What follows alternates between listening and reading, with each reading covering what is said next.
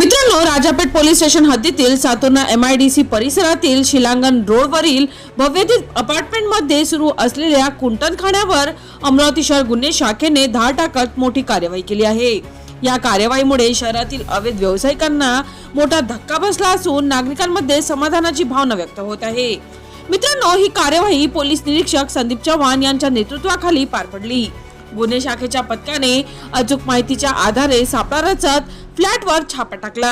यावेळी कुंटणखाना चालवणाऱ्या महिलेसह 2 तरुणी व 2 ग्राहकांना ताब्यात घेण्यात आले। मित्रांनो, पोलीस सूत्रांनी दिलेल्या माहितीनुसार या ठिकाणी बऱ्याच काळापासून बेकायदेशीर प्रकार सुरू असल्याची तक्रार नागरिकांकडून होत होती। मात्र गुन्हे शाखेने संयमाने तपास करून योग्य वेळी ही धडक कार्यवाही करत गुन्हेगारीला आळा घालण्याचा प्रयत्न केला। या कार्यवाहीत पोलीस निरीक्षक संदीप चव्हाण यांनी दाखवलेले धाडस, नियोजन आणि तत्परता विशेष उल्लेखनीय ठरली। यांच्या मार्गदर्शनाखाली गुन्हे शाखेचे पथक सातत्याने अमरावती शहरातील अवैध व्यवसायांवर कार्यवाही करत असून त्यामुळे गुन्हेगारी प्रवृत्तींमध्ये भीतीचे वातावरण निर्माण झाले आहे। मित्रांनो, शहरातील नागरिकांनी या कार्यवाहीचे स्वागत करत गुन्हे शाखेच्या कामगिरीचे कौतुक केले आहे। अशा प्रकारच्या धाडसी कार्यवाह्या सुरू राहिल्या तर शहरातील बेकायदेशीर धंद्यांना आळा बसेल, अशी भावना अनेकांनी व्यक्त केली आहे।